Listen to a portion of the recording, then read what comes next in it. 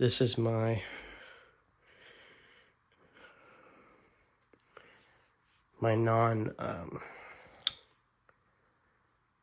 non-precious metal stack. It's quite large. All of this right here is all my copper. All of this right here is just copper.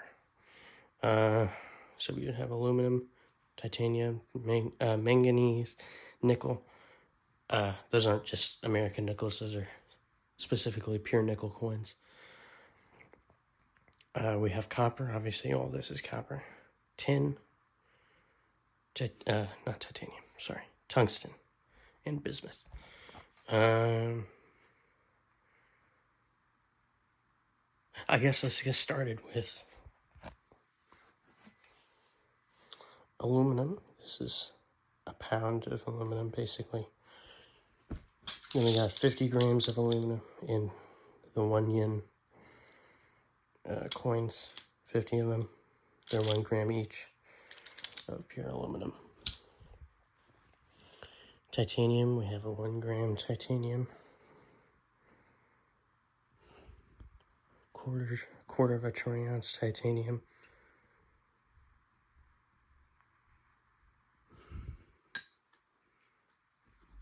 And almost claimed that. A troy ounce of titanium. You can see it's quite large. This is from Lusiteria. This is manganese. It's kind of hard to make bars and stuff out of it, but I ordered this for my element sample, but then I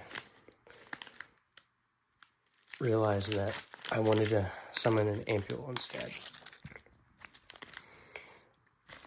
So, there you go. And then nickel, we have Canadian dimes between certain years. Those are pure nickel, and I think it's between 67 and 1999, I think, somewhere around there. Quarters. Excuse my handwriting, but we have Canadian quarters between those years. Those are pure nickel. Those are all pure nickel. This is a 1 gram of nickel bar. 2 francs. These are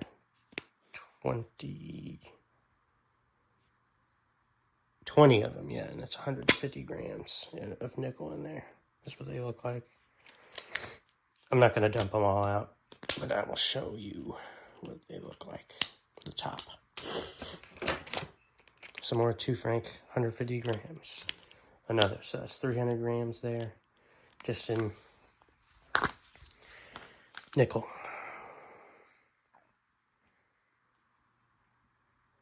Two francs.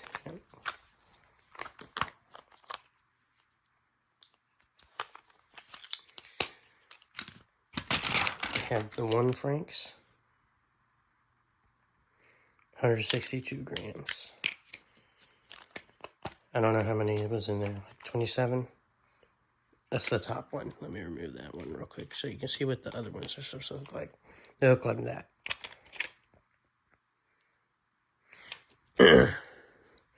Here's this one specifically, which is different from all the other ones.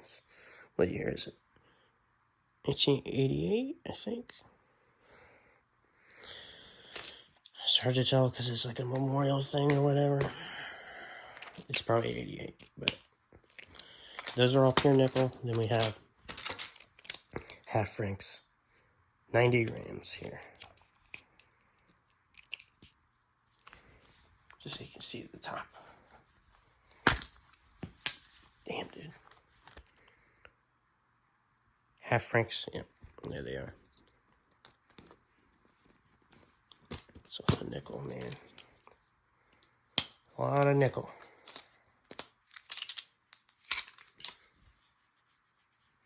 Here, I'm gonna start taking these out so I can show us thou. But yeah, here's the half francs, sorry, 90 grams of this as well.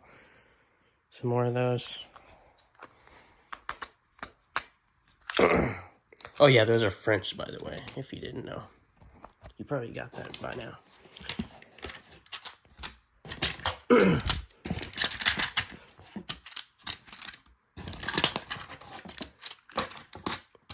Okay, so here we have 1938 to 42. Canadian nickels. I just put a date range. It does not include every single date between those ranges. I had a paper somewhere. Yeah. So the Canadian nickels between 1922 to 42, 1946 to 1950, and 1955 to 1981 are pure nickel. There you go. Just if you wanted to know. But yeah, 38 to 42 for those. 42 to 47. Yeah, it kind of wore off. 47 to 69, I think. Or 68, I think. Yeah, these are all Canadian nickels between those years. They are pure nickel. 63 to 65. I got a lot of these. 65 to 69. 69 to 73. 73 to 74. 74 to 75. You can see some more years are a lot more common than others. 75 and 77. Like the 50s ones are kind of rare, and so are the 20s, 80 to 81.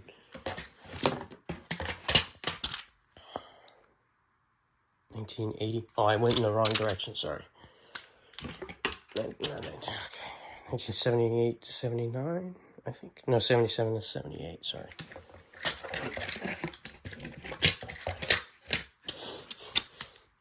'78 to 79. 79 to 80. There's just 1980s in here, a full roll. There should be 40 in each one of these. 1980 to 81. Oh yeah, I should just show you what they look like. They look like this. Here's what the Canadian nickels look like. Almost every single one of them looks like this. Queen Elizabeth on it, or King George. Some of the older ones have King George. 1981. It's pure nickel. You can tell because it sticks to a magnet, because nickel is ferromagnetic. So here's the magnet. As you can see, it sticks to the magnet quite well. So that means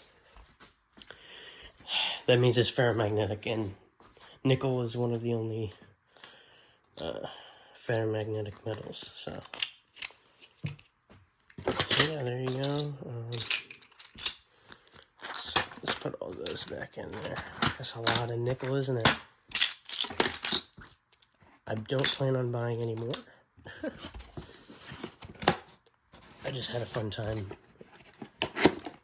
with it, though. We're gonna save that. First, we're gonna go over this. So, copper pennies between just the Lincoln Memorial pennies from 1959 to 1981 were the strictly copper ones. 1982s you have to weigh, and if they weigh 3.1 grams or more than 3 grams, then they're copper, 95% copper. So this is junk copper pennies. These are not nice enough shape to be in these boxes. Same with these rolls. Not nice enough shape. They're all pretty terrible shape. I just got some of those. Then we have, I'll explain what these boxes are. So we have 50 copper pennies. So there's 50 in those as well. This one's not full yet. So 50 copper pennies. Let me just show you the end.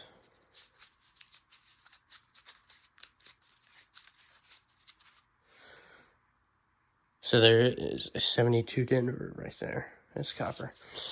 So it's solid copper pennies all the way through. 50 in one roll. And this right here has 48, but a full box like these three, which are heavy, they're like 17 pounds each, something like that.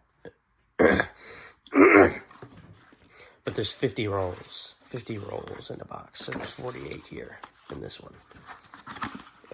This is just this is better quality than these ones, the junk ones, but not AU. These are the AU ones.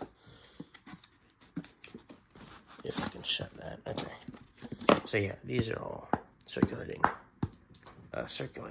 copper pennies. These are brown. They're brown designation, so they look brown. You know, these ones are You can see they're kind of orange, but or red, you know what I mean. So here we have some incomplete rolls of wheat pennies. So these are pre-59 copper pennies. So we have the 50s ones. This one's not full. Some 40s, not full. 30s. This one's almost full. Like, very close. Holy crap. And 20s. I've already taken all of the key dates and stuff out. These are the key dates. I know there's a Legos. Ignore the Legos. There's a key dates in there of different tiers. Tier 6, 5, 4, 3, 2, 1. 1 being the most valuable and rarest. I think, let me see what that one is. It's a 1932, just Philly. So it's rare. Some of those are rare. Very rare. Those are the key date ones, or semi-key date, whatever you want to call them. So, but these, I took them all out. These don't have any key dates in them. 20s, 10s, teens. Okay, and then I have like a quarter of a box in here of wheat pennies. Let's take them all out so I can sort them to show you how many goddamn copper wheat pennies I have in my fucking closet. Okay, let's see here. This is a 50s full roll, so 50 of them. 50s. There's a 40s.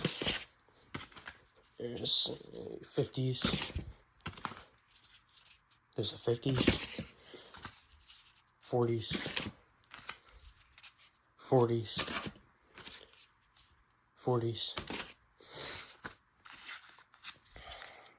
50s. Let me take these out real quick just in case there's more 50s here. 50s, you can see there's a lot of those. They're common. 50s, for wheat pennies at least. You can see they're a lot less common than the copper circulating pennies between 59 and 81, or 82 technically. 1950s, 50s, you can see there's quite a few of those. 40s, 40s. Ooh, let's save that. And 40s. So those are the 50s in there. 1, 2, 3, 9, 7, 40s. So that's 16 of the 40s and 50s. A 30s roll. A 30s roll. So what is that? 17, 18. The 19th roll here would be the 20s. I don't have a teens roll yet. I don't think I ever have gotten a roll of teens wheat pennies collected before. I'll just keep those in there, actually. I keep them in like a Tupperware, whatever you call it. Those are Canadian. We'll go to the AU next. So these are 70 of, wait, let me think about it. I have some AUs over there. I'm trying to think about where I put those. Where do I put them? I don't know. But, yeah, there's 70 in there. It's a longer roll. 70 of they're like AU. I'll show you what I mean about uncirculated.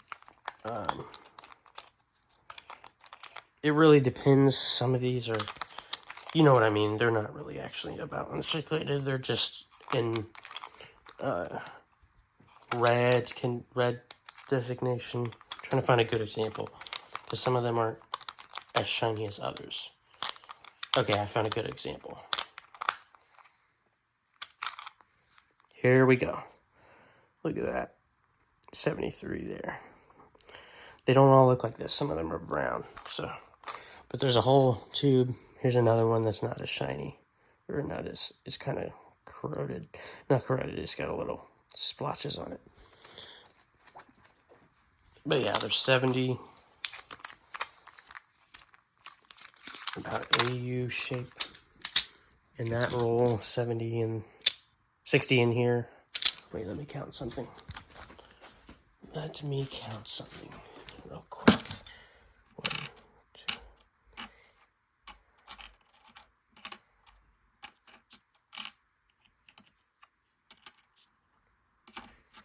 There's just eight there. So I would have 68 if I put it in here. I found a really nice one. As you can see, might flip that up, I don't know. But, and then 60D and 73. Look at the shape of these. I found these in circulation. 1960 Denver. Look at that. You don't see them in this type of designation very often. Like in circulation, at least. Especially in this shape. Like, wow. Look at it. Yeah. You can see by the edges that they're all very nice. They're more similar to this color than the brown. The brown types. I'm trying to put this cap back on without them falling out. But yeah, this roll, so that's 70, 60, and 50. This was 50 because this is a short roll. For the Canadian pennies, these are 50. If they were full, these three. 2.5 gram copper Canadian pennies, they're 98% pure. 3.24 grams, it's not a full roll.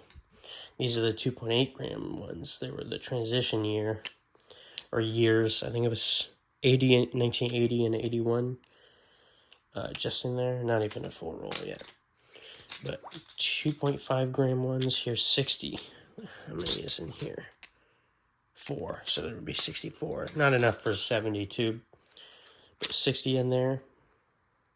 It doesn't look like 60. It's because they're slightly thinner than the 3.24 gram ones, the 2.5 gram ones. That means it's 98% copper at 2.5 grams each. You would have to multiply 2.5 grams times 0.98, and that gets you how many grams of just copper there is in here. But there's 60 there and 70 here. The 2.5 grams. 70 of the 3.24 grams. So whatever 3.24 grams times 70 is how many grams of copper is in here. Times 0.98, obviously. You would have to, ignore all the stuff that's not copper, which is only 2% of it. Compared to these, which is 5% of it. It's not copper. 3.24 grams, 70 of those as well. You can see they're longer than these. Okay, so I talked about all the goddamn copper pennies I had. I have a shitload. Here's the copper bars. Here's a 10 gram. I'm going to get a 5 and 1 gram. Just to have different sizes, I guess. 1 ounce, so 28.35 grams. 1 troy ounce, 31.1 grams. 5 troy ounce. I'm trying to touch them by the edges so I don't cause any oxidation. I mean, I probably already have 5 troy ounces. Wow, that's shiny. I'm wondering if Brasso would work on these, like these and this one. Especially the cast. I don't know if I would do it on this one. But 10 troy ounces. This one's been used, obviously. It's not brand new. 10 troy ounce copper bar. 1 pound is next. Next up is a pound of copper. You see my reflection. 1 pound of copper. Very shiny. 1 kilogram of copper. Okay, we're getting kind of heavy now. I mean, it's not heavy, but, it's heavy for a bar. 1 kilogram, so 1,000 grams, or 2.2 pounds. Yeah, it's a lot. You can see it's thicker than this one. Okay, we have a 5 pound bar. I don't know what that is in kilograms or grams. Well, in kilograms, that would just tell you how many thousands of grams it is. I still don't know what it is in kilograms. 5 pounds, yeah, I don't know. Wait, let me think. it should be like 2 something, 2 point something kilograms. But yeah, 5 pounds. And then we have the 11-pound, 14-ounce copper bar. Holy moly! Yeah, it's kind of big. Oh, it's rolling. Oh my goodness. Okay, so that's it for copper. You can see I have a lot of fucking copper. I want to sell all these copper pennies here. Even the wheat pennies, junk copper. These Canadian ones are 98% pure, so I want to keep them. I want to keep these nice examples of the American ones too. And I want to keep the bars, obviously. But all this over here, I want to sell for profit, probably. Next, we have tin after copper. It's not the element after copper. That's not what I'm saying. I'm saying it's the next one I have bars of. So it says half. I don't know why it says half. It's 4 ounces. It's not even half a pound. It's a quarter of a pound of tin. So tin will turn into its non-metallic version if it gets under a certain temperature, I think.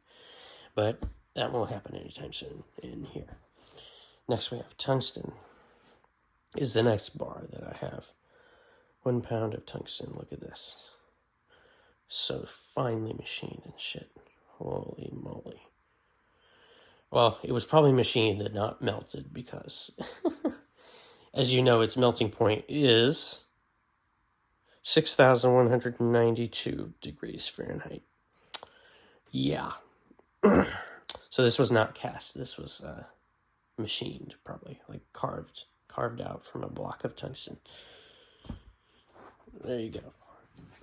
Bismuth, however, has a low melting point. It's like 550 degrees Fahrenheit.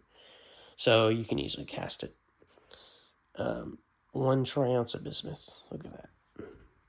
5 troy ounces of bismuth. That's pretty cool. 1 pound of bismuth. So it weighs as much as this one. It's just a lot thicker, though. That's why it's not as big. Like diameter and length. Or not diameter. Size. Length and width. But not depth. Wait. I think I said one of those twice. Length times width times height. So length and width. Yeah, but not height. The height is thicker. A kilogram of bismuth, so it weighs as much as that one. So the biggest bismuth bar. Bismuth. So I have bismuth bars in this size, this size, this size, and this size. Actually, let me compare. I just want to see the difference here. So that's a kilogram. Oh yeah, just make sure you saw the kilogram of bismuth. I know you already did, probably. But here is the comparison. That's the wrong one. Here's the comparison here. Those are all a pound, kilogram, 5 troy ounce, 1 troy ounce. Oh, I should probably get the titanium. The titanium goes with the 1 troy ounce here.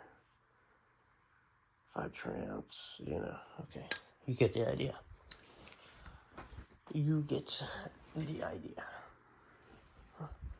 But yeah, now the very fun project to put this shit back up, because it's actually not that valuable, but it's very heavy and it needs to be put up as well, just to weigh down my safe and stuff. But thanks for watching.